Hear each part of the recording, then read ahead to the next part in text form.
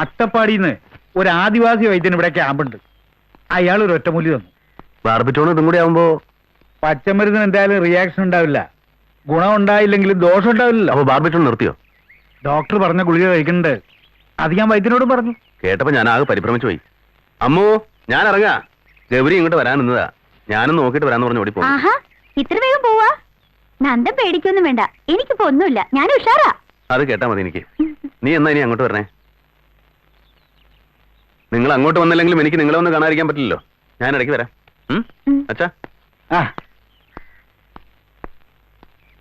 എന്നാലും എന്റെ നന്ദസാറേ, ആ ശുദ്ധഗതിക്കാരുടെ ഇതൊന്നും വേണ്ടില്ലായിരുന്നു.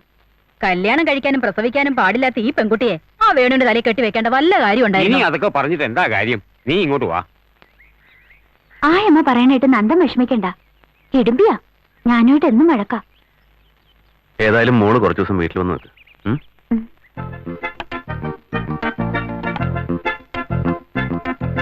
ഇങ്ങോട്ട് തരൂ, ഞാൻ അറിയാം.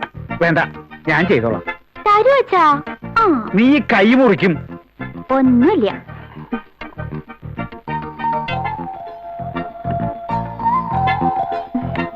ഗുളിക കഴിച്ചായിരുന്നോ?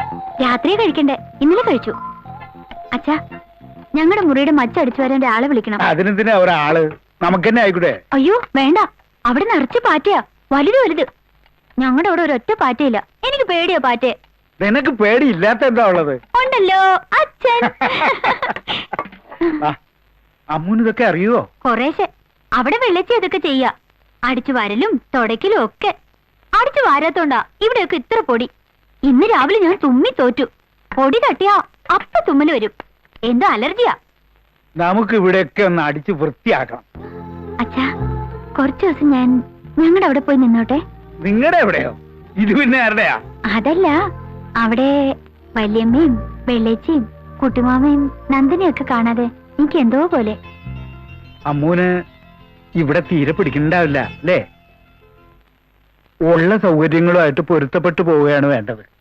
തുടക്കത്തിൽ ഇത്തിരി വിഷമങ്ങളൊക്കെ ഉണ്ടാവുന്നേ ഉള്ളൂ. അപ്പോ ഇനി എനിക്ക് ഞങ്ങളുടെ അവിടേക്ക് പോകാനേ പറ്റില്ല? എപ്പോ വേണേലും പോകാലോ. അച്ഛാ, എന്നെ ഞങ്ങൾ കുറച്ചു ദിവസം അവിടെ പോയി നിൽക്കട്ടെ? നിന്നോളൂ, എനിക്ക് ഒരു വിരോധമില്ല. വേണോട്ടിന് വിരോധം ഉണ്ടാവും. സമ്മതിക്കില്ല. അല്ല, എനിക്ക് സമ്മതമല്ല. അച്ഛനോട് ഒറ്റയ്ക്കാക്കിട്ട് പോകാൻ എനിക്ക് സമ്മതമല്ല. അതോട്ട് എന്നോട് പറയാൻ വേണ്ട. എന്റെ കാര്യമൊക്കെ നോക്കാൻ എനിക്കിപ്പോ ശേഷിയുണ്ട്. അതില്ലാതാവുമ്പോ മതിയല്ലോ. അച്ഛനൊന്നും പറയണ്ട. ഭാര്യയോട് താമസിക്കാൻ എന്നെ കിട്ടൊന്നുമില്ല. അങ്ങോട്ട് പോകാൻ തിടുക്കുള്ളത് ആർക്കാന്ന് വെച്ചാൽ പോവാം. ഇങ്ങനെ ദുരഭിമാനവും വെച്ച് നടക്കേണ്ട കാര്യമില്ല. അമ്മുവിന്റെ മനസമാധാനത്തിന് വേണ്ടി നിനക്കിതിന് ക്ഷമിച്ചാലെന്താ, സഹിച്ചാലെന്താ? എന്തൊക്കെ സഹിക്കണം ഞാൻ? ഇനി എന്തൊക്കെ സഹിക്കണം? ദേഷ്യപ്പെടാൻ വേണ്ടി പറഞ്ഞതല്ല മോനെ. അമ്മുവിന് ടെൻഷൻ കൊടുക്കാൻ പാടില്ലെന്ന് ഡോക്ടർ പറഞ്ഞത് നിനക്ക് ഓർമ്മയില്ലേ? ഞാൻ പറയണത് കേക്ക് വേണു. നിങ്ങൾ കുറച്ചു ദിവസം അവിടെ പോയി താമസിക്കും. എത്തിപ്പെടാൻ പറ്റാത്ത ദൂരത്തൊന്നും അല്ലല്ലോ. എപ്പോ വേണമെങ്കിലും ഇവിടെ വന്നു പോവാലോ. അവിടെ പോയി താമസിക്കുന്നത് എനിക്ക് ഒട്ടും ഇഷ്ടമല്ല. അതെനിക്കറിയാം, നീ അത് പറയുകയും ചെയ്തു. പക്ഷേ ഇഷ്ടമില്ലാത്ത എത്ര കാര്യങ്ങൾ ദിവസവും നമ്മൾ ചെയ്യുന്നു. ഇതിപ്പോ ഒരു ഗുണത്തിനല്ലേ ഒന്നും അല്ലെങ്കിലും.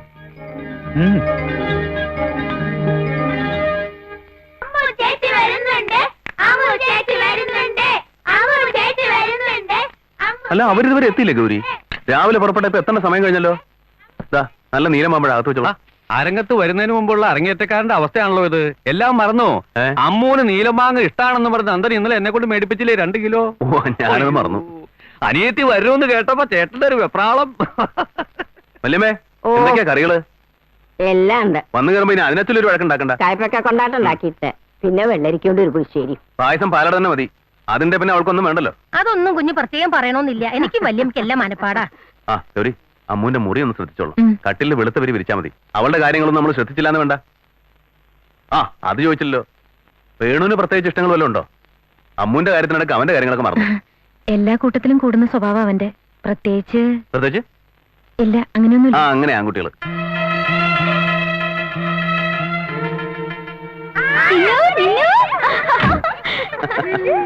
എല്ലാരും കണ്ടിട്ട് ഒരുപാട് നാളായ പോലെ അല്ലേ? വന്ന് നിനക്കൊരു സാധനമായി വെച്ചിട്ടുണ്ട്. വാ, ഇങ്ങോട്ടാ, ഞാൻ അകത്തോണ്ടേ വെക്കാം. ഞാനൊന്ന് പോയി നോക്കട്ടെ. വേണ്ട, നീ വെയിലത്ത് തൊടിയിലേക്കൊന്നും ഇറങ്ങണ്ട. അതിന് ഞാനൊന്ന് കാണട്ടെ നന്ദാ. പൈക്കുട്ടിയെ മൂരിക്കുട്ടിയെ വിളിച്ചേ. പൈക്കുട്ടിയെ മോളെ, അതിനും പുള്ളിയുണ്ട്. നീ വന്ന കാലം അങ്ങോട്ട് ഇങ്ങോട്ട് ഓടി നടക്കണ്ട. വാ, അകത്തേക്ക് വാ. ഈ വല്യമ്മ ഒന്നിനും സമ്മതിക്കില്ല. ആ, എത്തിയില്ലേ? ഹെ, എന്താ അങ്ങനെ വന്ന കാലം നിക്കണേ? ദക്ഷയാഗത്തിന് ചെന്ന നന്ദികേശ്വരനെ പോലെ ഇരിക്കാ. ഇവനിത് ഭവിക്കണം, ഇന്ന കാലം വരണമെന്നൊക്കെ നമ്മളെ ചില ആണുങ്ങളുടെ മണ്ടയിൽ പണ്ടേ എഴുതി വെച്ചിട്ടേ മാറ്റാമായോ അത്? ഇരിക്ക. ഭാര്യാഗ്രഹേ പരമസുഖം 10 ദിവസം എന്നാണല്ലോ. അനുഭവിച്ചാണ് ഞാനും. എന്താ അങ്ങനെ നിക്കണേ? ഇരിക്ക.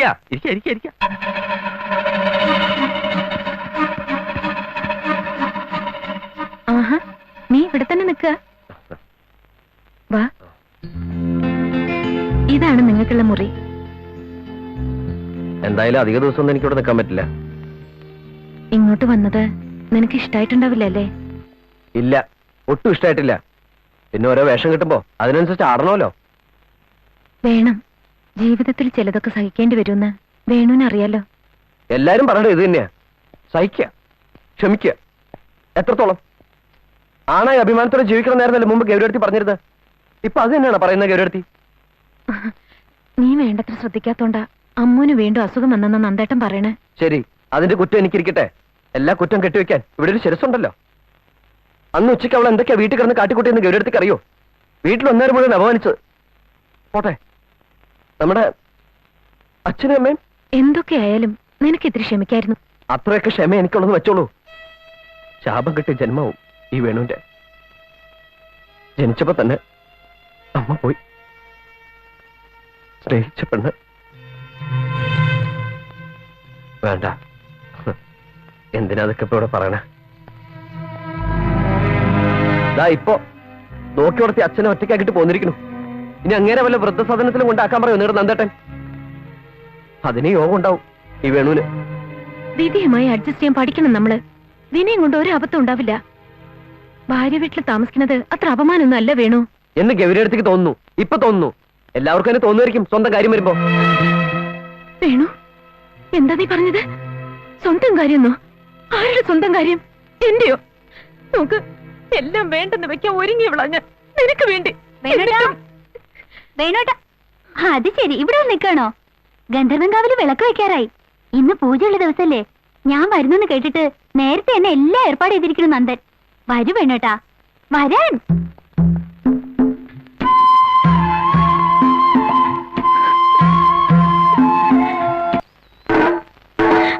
തുടങ്ങാറായില്ലേ പരമ? നന്ദൻ പറഞ്ഞല്ലേ തുടങ്ങാറായിന്ന്. വെളിച്ചപ്പാടും കുറുപ്പും വരണം. കൊട്ടാൻ പരമൻ റെഡിയാ. വേണോട്ടാ, ഇതാണ് വെള്ളച്ചി തലണ പരമൻ. ഈ പരമന് ചാരായി മാറ്റി കൊടുക്കുന്ന ഗന്ധർവന്മാരാ. ഈ അമ്മൂട്ടി വെറുതെ പറഞ്ഞതാ. ഞാനൊന്ന് മുങ്ങി കുടിച്ചിട്ട് വരാം. ഞാൻ പറയണല്ല, വെള്ളച്ചി പറയണ. ആ, എന്താടാ ഉണ്ട ക്ലാസ് കുരിഞ്ഞിരിക്കുന്നേ? പിണക്കോ? ഇല്ല. വേണോട്ടാ, ഇതാണ് എന്റെ സാമ്രാജ്യം. ഇനി വേണോട്ടിന്റെ എല്ലാ കാര്യങ്ങളും നോക്കുന്നത് ഞാനാ. ഡ്രസ് അലക്ക, ചായ ഉണ്ടാക്കി തരിക, ഷൂ പോളിഷ് ചെയ്യാ, ഒക്കെ. അത് നടന്നേനെ. ചായ ഉണ്ടാക്കാൻ കൂടി അമ്മൂച്ചിക്ക് അറിയില്ല. പൊടി, ഞാനതൊക്കെ അവിടുന്ന് പഠിച്ചു. അമ്മൂച്ചി, വെള്ളം തിളപ്പിച്ചിട്ടാണോ ചായപ്പൊടി ഇടുക, അതോ ചായപ്പൊടി ഇട്ടിട്ടാണോ വെള്ളം തിളപ്പിക്കുക? പൊടി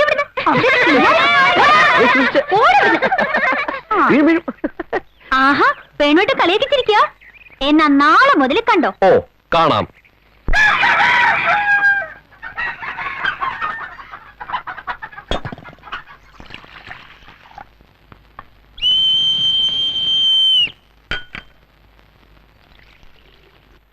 എണീറ്റേ. ജങ്ങളൊക്കെ ഗുഡ് മോർണിംഗ്. Good morning. സമയത്രയെന്നറിയോ? നേരം വെളുത്തു, ഞാൻ പോവാ. ഏയ്, ആശംസ പറയാതെ പോവാണോ? ആശംസ? ഇത് എന്നെ പറഞ്ഞത് ഒക്കെ മറക്കും. മെയ് 5 മറന്നില്ലേ ഇപ്പോ? മെയ് 5.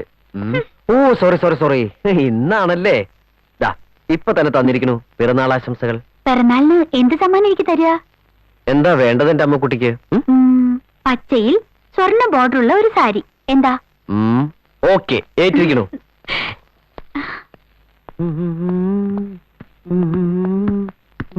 ആ വേണു, ഒരു മിനിറ്റ്. അമ്മൂന്റെ പിറന്നാളാ ഇന്ന്. പറഞ്ഞു. എങ്ങനെയാ പറയണ്ടെന്നറിയില്ല. പറഞ്ഞാ നീ എന്താ വിചാരിക്കാന്നും അറിയില്ല. എന്നാലും ഒരു ഏട്ടന്റെ സ്ഥാനത്ത് നിന്ന് പറയാന്ന് കരുതിയാ മതി. നീ ജോലിക്ക് ജോയിൻ ചെയ്തിട്ട് കുറച്ച് ദിവസമല്ലേ ഉള്ളൂ. പണം ഉണ്ടാവില്ല നിന്റെ കയ്യില്. നിന്റെ വകയായിട്ട് അമ്മൂന് എന്തെങ്കിലും വാങ്ങിക്കൊടുക്കണം. ഇത് വെച്ചോളൂ. കാശ് എന്റെ കയ്യിലുണ്ട്. നന്ദേന്റെ കാശ് വാങ്ങിയിട്ടല്ലോ എന്റെ ഒക്കെ സമ്മാനം കൊടുക്കേണ്ടത്.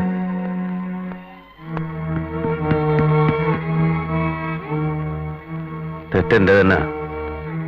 ചോദിക്കാൻ പാടില്ലായിരുന്നു.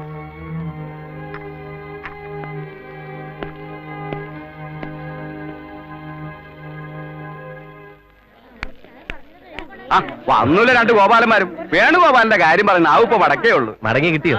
ശശാങ്കൻ സാറിന്റെ നാവ് മടങ്ങി കിട്ടാൻ ഇത്തിരി പ്രയാസാണേ. പൊടിയേ ഉള്ളൂ, വളയില്ല. അതൊക്കെ അവിടെ ഇരിക്കട്ടെ. വേണുഗോപാൽ സാർ ഇങ്ങനെ ഉപായത്തിൽ നടന്നാൻ പറ്റില്ല. എന്താ? ജോലി കിട്ടിയതിന്റെ വക കിട്ടിയിട്ടില്ല. കല്യാണത്തിന് സ്പെഷ്യൽ വക ഇതുവരെ കിട്ടിയിട്ടില്ല. ശമ്പളം വരെ ഇതുവരെ കിട്ടിയിട്ടില്ല. പിന്നെയല്ലേ ചെലവ്. തനിക്ക് എന്തോടോ പൈസക്ക് വിഷമം? അളിയന്റെ അടുത്തൊരു വാക്ക് പറഞ്ഞാ പോരെ? അത് തൽക്കാലം വേണ്ടെന്ന് വെച്ചിരിക്കാം. വേണുവിന് എത്ര വേണം പറ. ബാങ്കിലിട്ട പോലല്ലേ തനിക്ക് കടം തന്നാലേ. എന്നാ വൈകണ്ട, ഇന്ന് വൈകുന്നേരം തന്നെ ആയിക്കോട്ടെ. Okay, agreed. ഇന്ന് ശ്രീമതിയുടെ പിറന്നാൾ കൂടിയാണ്. വൈകുന്നേരം സവേരയിൽ നമ്മൾ സെലിബ്രേറ്റ് ചെയ്യുന്നു. ഞങ്ങൾ എന്തിനും റെഡി. ആയിക്കോട്ടെ. ശരി, ഓക്കെ. എന്നാ പോവാ. 2 ബലൂണും കൂടി കിട്ടിയ ഞാൻ ഇവിടെ ഉത്സവാക്കും. വെടിക്കെട്ട് വേറി. ആഹാ. അല്ല, ഏ? എന്താ ഇതൊക്കെ? അമ്മൂന്റെ പിറന്നാളല്ലേ, കുറച്ച് കേമായിക്കോട്ടെന്ന് കരുതി. പിന്നെ കളക്ടർ ടിവിയിലുണ്ട്. കുറച്ച് കഴിഞ്ഞ് ഒന്നും കൂടി ഫോൺ ചെയ്യാൻ മറക്കണ്ട കേട്ടോ. ശരി. ദാ വരണു വേണോട്ടാ. ആ, കണ്ണടച്ചു പിടിച്ചു വരണേ. ഞാൻ പറയുമ്പോഴേ തുറക്കാവൂ. അപ്പൊ ഞാൻ വീഴില്ലേ? നീ വീഴൊന്നുമില്ല. ഇങ്ങ് വാ പെണ്ണേ. ആ, വാ വാ വാ. കണ്ണടച്ചു പിടിച്ചു വന്നേ, പറ്റിക്കരുത് തന്നെ. ആ, ഇനി തുറന്നോ. ഇതെന്താ ഇപ്പൊ ഇങ്ങനെ ഒരു കണി കാണല്? ഇതെങ്ങനെയുണ്ട്? ഓ, ഇതോ? ദേ ഇത് കണ്ടോ, നന്ദം വാങ്ങിത്തന്ന. അതിനൊക്കെ നല്ലല്ലേ ഇത്? ഇതിനൊരു നരപ്പുണ്ട്. അയ്യോ, വേണോട്ടിന് വിഷമായോ? സാരല്ല, ഇനി നമുക്ക് വെള്ളച്ചി കൊടുക്കാം. ഞാൻ വന്നപ്പോ ഒന്നും കൊണ്ടുവന്നില്ലെന്ന് പരിഭവം പറഞ്ഞ് നടക്ക വെള്ളച്ചി. വെള്ളച്ചിക്ക് വേണ്ടിട്ടല്ല, തനിക്ക് വേണ്ടിട്ട് കൊണ്ടുവന്ന ഞാൻ. നന്നായിട്ടൊക്കെ ഉണ്ട്. പക്ഷെ അപ്പോഴേക്കും നന്ദൻ ഇത് കൊണ്ടുവന്നല്ലോ. ഇനി എന്താ ചെയ്യാ?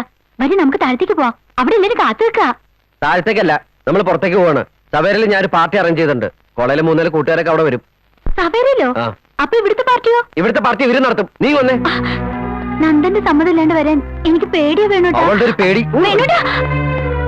എന്താ ഇനിയും വരാത്തെ? ഇങ്ങോട്ട് വന്നേ. എല്ലാരും അവിടെ കാത്തിരിക്കാ. വാ. എന്താ എന്ത് പറ്റി? വേണോട്ട് പറയാ സവേരയില് പാർട്ടി ഉണ്ടെന്ന്. ഇന്നെങ്ങനെയാ പോവാ? ഇന്നോ? അതെങ്ങനെയാ വേണോ? ഞാൻ അവരെയൊക്കെ വിളിച്ച് വരുത്തിരിക്കല്ലേ. എന്നോട് വെച്ചിട്ടല്ലോ വിളിച്ചു വരുത്തിയത്. എല്ലാ കൊല്ലവും പതിവുള്ളതാ. രാവിലെ നിന്നോട് പറയണമെന്ന് വിചാരിച്ചതാ. ആ പരിഭ്രമത്തിനിടയില് എല്ലാ കൊല്ലം പോലെ അല്ലേ കൊല്ലം. അതെന്താ ഈ കൊല്ലം അവളെന്റെ അനിയത്തെ അല്ലാതെ തരുന്നുണ്ടോ? നന്ദേണ്ട അനിയത്തി തന്നെയാ, പക്ഷെ എന്റെ ഭാര്യയും കൂടിയാ. അതുകൊണ്ട് നമുക്ക് എല്ലാവർക്കും കൂടെ ആവശ്യിക്കാം. ഇവിടെ അവിടെ എന്റെ എല്ലാ കൂട്ടുകാരും കൂടി വെയിറ്റ് ചെയ്യാ. എന്താ വേണത്? ഒരു ഫോൺ കോളിന്റെ പ്രശ്നമല്ലേ ഉള്ളൂ. നമുക്ക് മറ്റൊരു ദിവസം നടത്താം. ഞങ്ങളും വരാം. നിങ്ങൾ വരുമോ വരാതിരിക്കുക, അതല്ല എന്റെ പ്രശ്നം. ഇന്ന് ഞാൻ അവർക്ക് കൊടുത്ത വാക്കാ. ഇന്നത്തേക്ക് അതൊന്ന് മാറ്റിവെക്കേ. ഞാനും വന്ന് സോറി പറയാം അവരോട്. ഞാൻ പറയുന്ന അനുസരിക്കാൻ ഇവിടെ സമ്മതിക്കില്ലല്ലേ? ഇത്രയല്ലേ ഉള്ളൂ. വേണു, കൊച്ചു കുട്ടികളെ പോലെ ഇങ്ങനെ വാശി പിടിക്കാതെ. വാശി പിടിക്കണം ഞാനോ നന്ദേട്ടനോ? ഇവിടെ ഇത്ര ആളുകളെ വിളിച്ചു വരുത്തിയിട്ട് അവിടെ ഞാൻ ആൾക്കാരെ വിളിച്ചു വരുത്തിയിട്ടുണ്ട്. ഇവിടുത്തെ മാതിരി സൂട്ട് കോട്ടുവിട്ടറില്ലെന്ന് മാത്രം. സാധാരണക്കാരാ. വന്നേ പോവാം. നന്ദൻ സമ്മതിക്കാണ്ട് ഞാൻ എങ്ങനെയാ വരിക? എടീ, എന്റെ ഭാര്യ കൊണ്ടുവരാൻ എനിക്കാരുടെ സമ്മതമൊന്നും വേണ്ട. എന്താ വേണു ഇത്? നിങ്ങൾക്കും കൂടി വേണ്ടിയല്ലേ നന്ദേട്ടൻ ഇവിടെ പാർട്ടി നടത്തുന്നത്? ഞങ്ങൾക്ക് കൂടി വേണ്ടിയിട്ടായിരുന്നെങ്കിൽ ഒരു വാക്ക് എന്നോട് ചോദിക്കായിരുന്നു. നന്ദേട്ടൻ വലിയ ആളാണല്ലോ. മറന്നു പോയിട്ടുണ്ടാവും. ഗൗരിയെടുത്തിയോ? എടീ, ഞാൻ നിന്നോട് ചോദിക്കുന്നേ, നീ വരുന്നുണ്ടോ ഇല്ലയോ? ഓഹോ, എനിക്ക് എന്റെ വാക്കും വലുതാ. നിനക്ക് ഇഷ്ടമുള്ളപ്പോ വരാം. അവിടേക്ക്, എന്റെ വീട്ടിലേക്ക്. വേണു,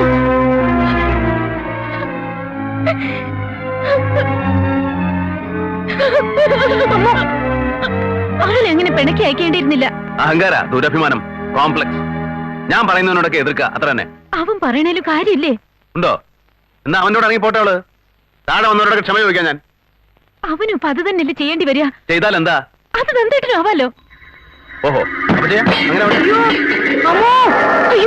രണ്ടാളും കല്യാണം കഴിഞ്ഞ് സ്വസ്ഥായാല് എനിക്ക് സമാധാനായിട്ടിരിക്കാം, അല്ല മരിക്കാം എന്ന് കരുതിയതാ. യോഗയില്ല. രാജഗോപാലിന്റെ അവിടെയും ജനാർദ്ദന്റെ അവിടെയും ഹോസ്റ്റലിലും ഒക്കെ അന്വേഷിച്ച് ഞാൻ എവിടെ എത്തിയിട്ടില്ല.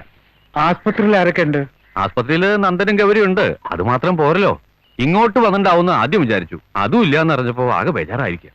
ആ, മുമ്പൊക്കെ എത്ര വഴക്കിട്ട് പോയാലും രാത്രി ആവുമ്പോ വീട്ടിലെത്താതിരുന്നിട്ടില്ല. ഇതിപ്പോ രാവിലെ ആയിട്ടും ഇതാ വന്നല്ലോ. പൂവാമ്പാടത്തെ കളപ്പുരയിൽ കിടന്ന് ഉറങ്ങായിരുന്നു. അമ്മു ആസ്പത്രിയിലാ. നിന്നെയും കൊണ്ട് ചെല്ലാനാ ഞാൻ വന്നേ. എന്താ പിന്നെ ഇളകി അപസ്മാരം?